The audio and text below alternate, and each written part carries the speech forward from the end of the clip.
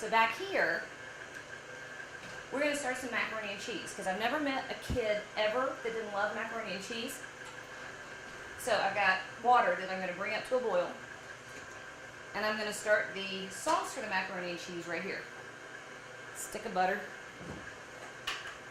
And how come every knife I own, always, look, if you own little boys, you can't keep equipment in your kitchen. I swear, they got my rolling pin, they've got my meat mallet, they got all my kitchen skewers. They use them as swords. Okay. And everything becomes a medieval weapon. Okay? It's the nature of a kid. No, it's the nature of boys. That's what that is. I have a lot of boys. I've seen it over and over. So we want medium heat. And we're going to melt half a stick of butter to start out with. And this is going to be our bechamel sauce. So a bechamel, real fancy name, or butter's melting. And I was talking about a bechamel, wasn't I? So a bechamel is a white sauce. Okay? It is actually one of the French mother sauces, which are 5 sauces that are base sauces. Sauces that you can use all by themselves, or you can dress them up. It's like taking that little black dress and changing the accessories on it. In this case, we're starting with a bechamel. That's the mother sauce. Mornay is once you've added cheese to it. So it's like, that's the scarf you're going to put on your black dress to change the way it looks. Alright, so it starts out with a roux. We got 4 tablespoons of butter, 4 tablespoons of flour, and we just let that come together. And our champagne is coming up to a simmer, so I'm going to turn it down. Because we're just going to let this go for a while. So while that is coming together, I'm going to step right back over here. This is so exciting. I love when stuff just does its little magic thing. Because you won't believe, I'm going to turn it up. You won't believe the texture of this pie. There's a reason that the original was called a French silk. Actually, the grander reason. In the 50s, America had, you know, what little food culture we had. America had this little thing about French food for a while. And so a lot of people were developing recipes and naming it French this and French that.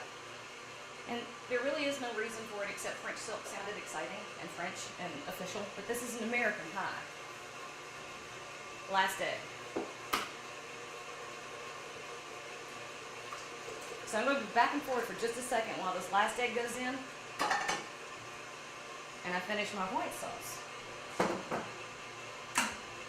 So I'm going to turn that down. You don't have to cook it too much at the flour and butter stage, but you do want to cook off, you know, just the raw edge of that raw flour taste.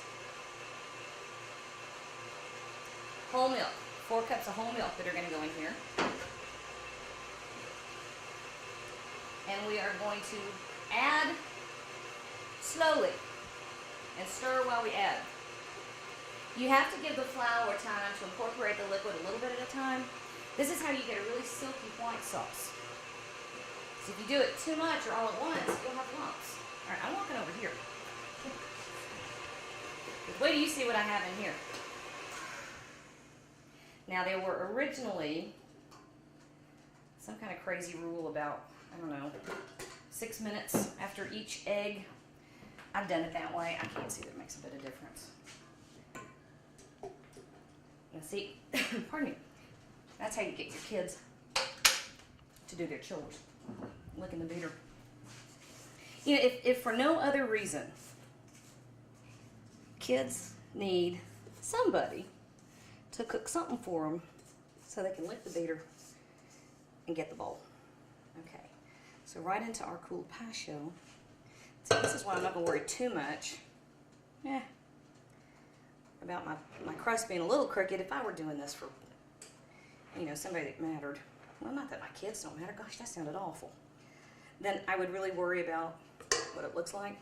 I'm not gonna. All right, I'm gonna walk back over to the stove, Daryl. Will you mind sticking that in the refrigerator for me? Okay, so our white sauce. We've only added about half a cup of liquid.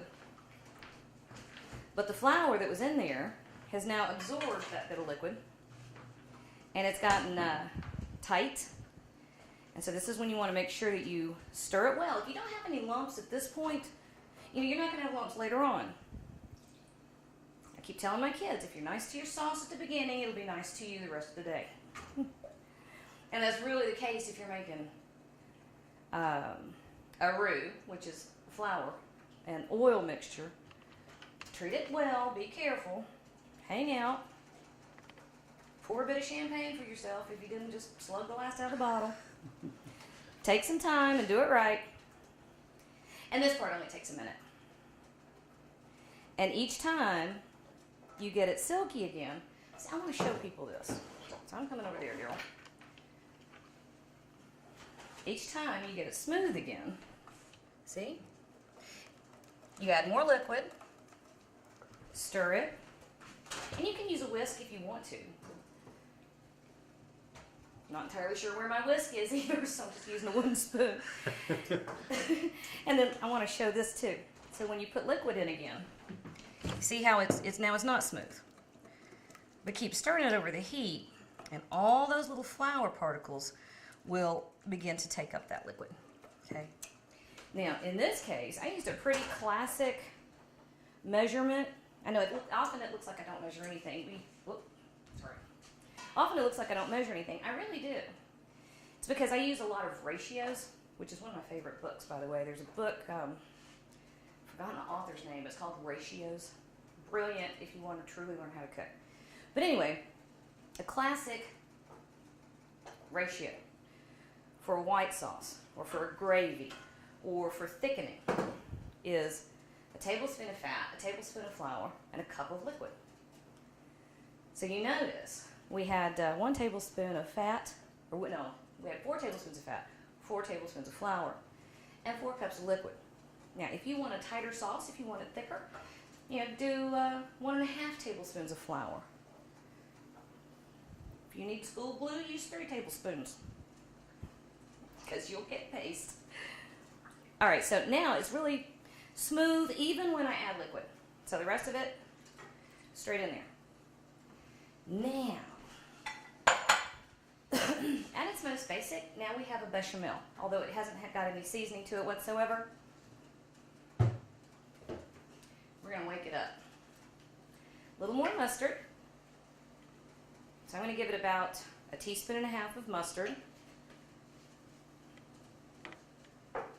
I'm going to give it a sprinkle of cayenne pepper. Now, you don't want to use enough to really taste it, especially if you're giving it to kids, unless you're mad at them. And then it would be a great idea. And some hot sauce.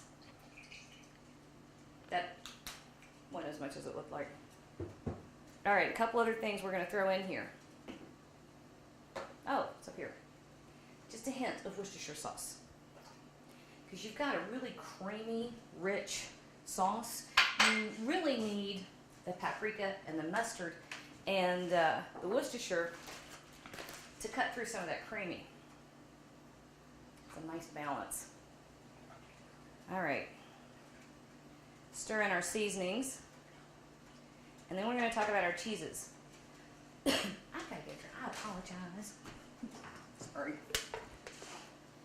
Are you stopping for a monster drink break? I got about a 6-pack left in the refrigerator too. It's been one of those weeks that running through the monster. See, I got no knives. My 9-year-old has recently been on this kick of wanting to. That's Velveeta cheese. This is Velveeta. All right, let's talk about this for a minute. It's not cheese. This is not cheese. And I know normally I preach, don't use processed and don't use packaged, and for the most part,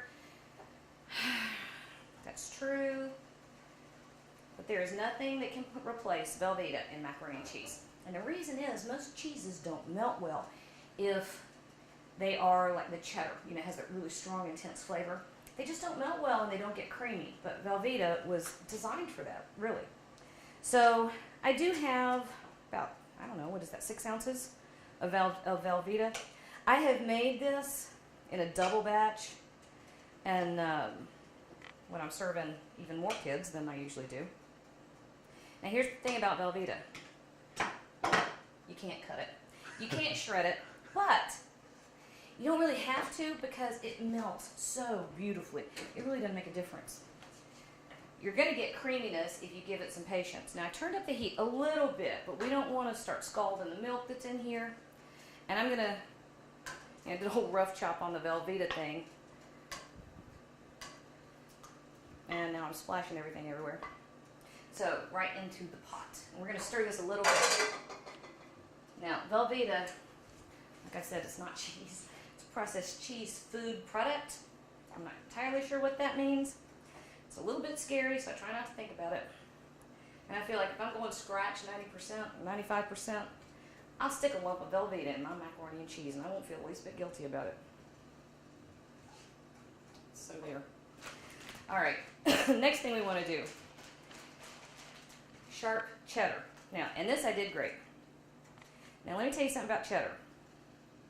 You can buy pre-shredded cheese all over the place, and there's nothing wrong with that. Sometimes they put a little bit of stabilizer in with it, and I often find it's a lot drier than if you just buy it and shred it yourself. It also costs more. So buy it and shred it yourself. You'll save money, it'll taste a little better. Although honestly, when they go on sale, I buy the bags of shredded cheese too. You know, it's all about the balance. Oh look, our water's boiling. Where'd I put the macaroni? It's over here, of course. All right, so I've got a rapid boil. And I tell you, if you're cooking pasta, you want very salty water. And that's a good bit of water, right? Because that's the only chance you have to get flavor into the pasta itself. It will be really hard to get the entire dish to taste the way you want it to if your pasta is really bland. Now we're not going to cook it quite all the way, so you add salt to water and sometimes it'll come off the boil, so you check it. We're not going to cook the pasta quite all the way because we want it to absorb a lot of that cheese sauce. Ha, it's a plan. So when you first dump your pasta, give it a stir. It should come right back up to a boil. And you know, I grew up, my mother always put a little bit of olive oil when she was doing pasta to keep it from sticking. Sometimes I do, just because I usually serve so many people. I will throw a little bit in and toss it around right after I've drained it. Sometimes I'll do that. But for the most part, I don't mess with it. Because if your water is boiling rapidly enough, your pasta isn't going to stick. I promise you that. All right, a little more cheese. Get a little more love. And our champagne sauce looks awesome. I'm pretty excited about that. I don't often splurge on champagne and that kind of thing, but you know, if it's really inexpensive, treat yourself. Because if you look, almost everything else in this meal is really super inexpensive. So there's your one luxury item. All right, so here's the boring part where you're just stirring this silly cheese into the sauce. Drop it by small handfuls. Now, I will say this about macaroni and cheese. This one is a pretty basic. You know, kids are weird, and I know they're weird. I have a bunch. They're all strange. And often kids will approach something new or different with a little bit of trepidation. So you want to, you know, I like to do the classic mac and cheese. That's what they want. They love it. And I've got a couple that are getting old enough to begin getting a little more adventurous with their food. So I'm not going to push them too hard. But if you want to, you could crumble up bacon and blue cheese. You could use a smoked Gouda. Oh, that would be good. My 9-year-old likes smoked Gouda. Isn't that a weird thing for a 9-year-old to like? You could dice up ham or country ham, which I've done both, and both are great. So, I mean, really, this basic recipe, swap out whatever cheese you want. The base recipe will take you any direction you want to go. All right, and the last thing that I'm going to do to this. Now, I like a little onion. Again, we're counterbalancing that creamy and fatty. We've got a little bit of sharp and bright. So let's put a hint of sweet, but you don't actually want to use sugar or something like that. So we're using a little bit of onion. I need to get a clock on there, so I don't know how long the stupid pasta's been on. But look what I did. I grated it before. It's about 1/2 of a big onion, so 1/2 of a big one, or I don't know, a small, whatever, a small one. Grate it because you get a lot more liquid. And because we're not adding this until the last little bit, it will really cook in the oven when we put the macaroni in to bake off. All right, so we want our grated onion in there. And if you grate it, the kids will eat it all day long because they don't know what's in there. And they're like, oh, I love the macaroni. But as soon as you hand them an onion, they freak out and act like you've beaten them. So if you've got one of those kids, which I have 2, my youngest, if he thinks there's been an onion in the kitchen, he won't eat it. But if he doesn't know what's in there, he's just as happy as a little clam. So, you know, when you're feeding kids, just remember, kids are weird. Kids are weird, kids are weird. Tell yourself that all day long, and it'll all get better. All right, now, we're going to let this go for just a minute. Ah, here it is. We're going to take the rest of our butter. And I lost my measuring cup. No, I didn't. I put it in the sink. All right, hang on a second. I'm going to cheat when I melt my butter. This is the, again, look at my see. I guess I use it to melt butter and chocolate. Microwave? Yeah, can you nuke that? Mm-hmm. You don't need it, 30 seconds. Okay. It should be most of the way melted, but if you don't get it 100%, it's not going to hurt anything. Okay. Now don't go too far away from your sauce at this point because you will scorch it.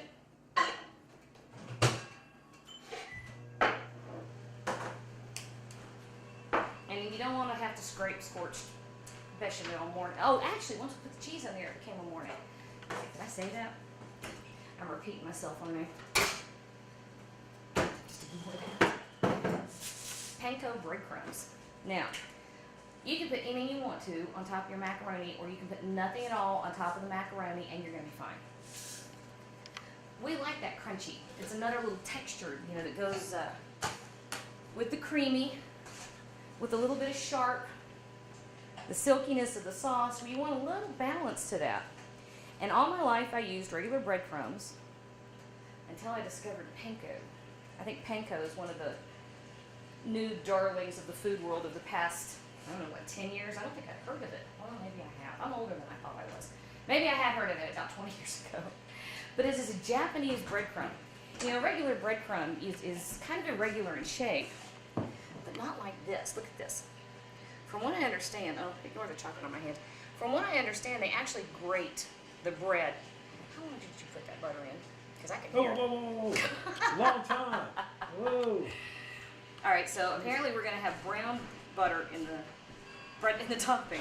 But anyway, they grate the. Is it everywhere? No. Oh, okay, all right.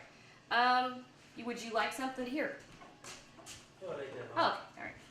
So anyway, they grate it, and what you end up with is a much drier, and there's lots more surfaces on this than there is on regular breadcrumbs.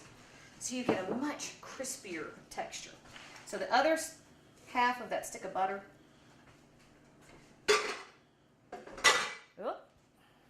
and because there is no seasoning whatsoever in panko, you know, we season in layers. We want everything to taste good. That's kosher salt. So good healthy pinch of kosher salt. Good healthy pinch of pepper. And stir it around. How long has our pasta been in? I think it's been in 6 minutes. I'm not entirely sure. Yeah, like 10 minutes or something. Oh, it wasn't that long. It wasn't that long yet. Have you got a timer going? No. Oh, okay. No, I didn't. But I tell you, you know, all you really want. Now, oh, and here, okay, let me give you my al dente beef speech, because the whole al dente thing kind of gets to me. I know traditionally in Italy, they have access to all these fabulous Italian grandmothers who make perfect handmade pasta, and they know how to dress it correctly and treat it and season it. That's almost there. So you do not want to abuse beautiful handmade pasta by going beyond al dente. Because if you've done that, you've really removed all the flavor from it.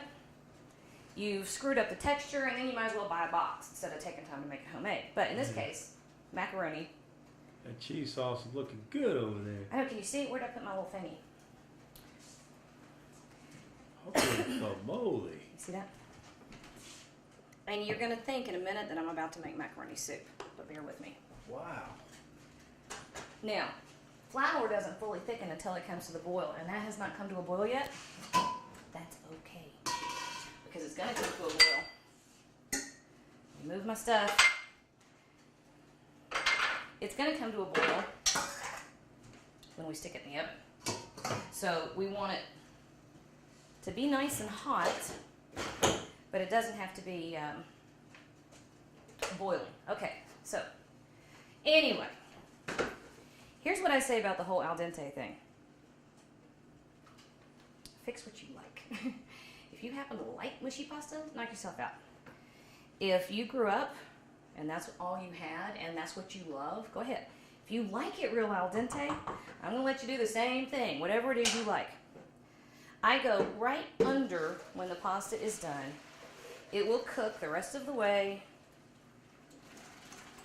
in the oven when we bake it. But I don't worry about al dente pasta 90% of the time, you know. It was not part of the food culture I grew up in. And when I have been served al dente pasta, unless it was homemade, in which case that's different. But if I've got somebody that's made al dente pasta and they really are not very clear and careful, I got fuzzy, about what they're doing, frankly, it tastes like raw pasta. So, when the pasta tastes good to you, that's when your pasta's ready. Okay. Let's stick together our macaroni and cheese. How about that? Where'd I put the casserole dish?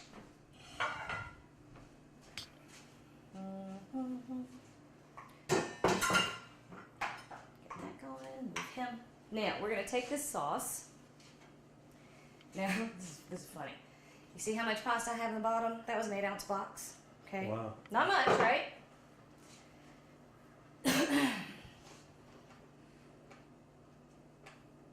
Is it off? I'm wearing gloves. I can't tell what it feels like. We're going to start with half of this sauce. Stand back. Yeah, maybe a little more. I'm going to stir it in. Now I want you to see how soupy this is. But you remember what I said a little while ago about how flour doesn't finish tightening until it's come to the boil, and this has not. You want to do your macaroni until it's about like that. You look like you've got macaroni soup. Perfectly okay. Trust me. Trust me, I'm a professional. Here's the last thing you need to do. Because you never, ever, ever serve anything to anybody that you haven't tasted. I don't care how many times you've made it. And it needs salt and pepper. Not a ton. Because remember, we seasoned our pasta already. And we have all that wonderful seasoning that's already in our Worcestershire salty, cheeses are salty. Oh, and you know what I almost forgot? I almost forgot. Kind of the killer. So, salt and pepper. And Parmesan is salty. Now, again, if you're trying to make,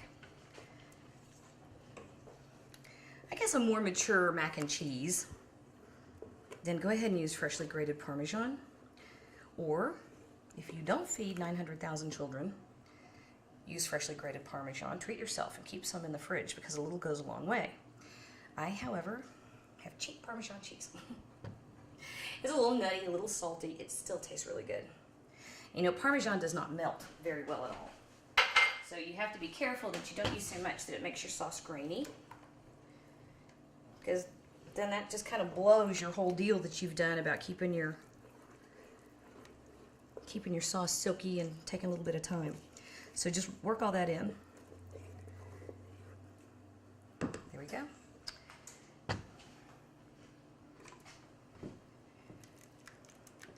Casserole dish. And we've already got the oven on 350 degrees, right?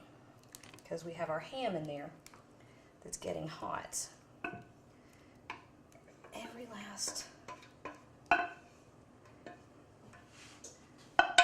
done with this. You know what I'm gonna do with this? I'm gonna hand it to you and you can stick it on the table over there. There we go. Pardon me. Then we have our buttered panko. There we go. We've got buttered panko. It's gonna go right over the top. It's gonna become one with that top layer. Man, that looks good. You can't have any yet. Just a little bit. Nope, you've got to wait till the boys get here. Go. Sorry. Okay, so this goes into the oven. Don't turn around fast if you're carrying that casserole because you'll go like this and the casserole will psh. Okay.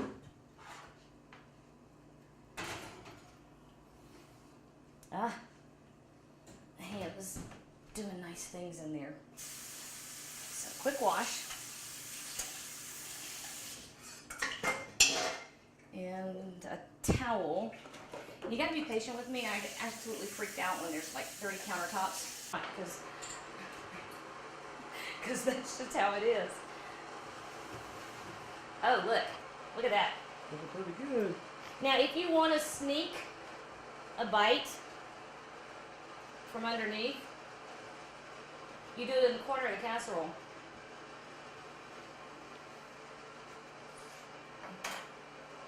Oh no. Okay. It's not quite tight enough, so while I do the pie, I'm gonna leave that in there. It's thickened some, not a ton, but it has thickened some. I'm gonna try to get a piece of ham off of here and show you all how I serve it. So we're gonna go ahead and pull this out and let him rest. Okay, so everybody is off. I'm gonna grab a plate. I'm gonna put this together. Daryl, you don't get any today. Oh, You just I blew it. you blew it. You hit my list. Now where's my big plate? Oh, I you hit know your what? lip? Macaroni and cheese. Let's see. I want to get the creamy and there we go. Creamy and crunchy from the top. I'm gonna run out of room for my salad.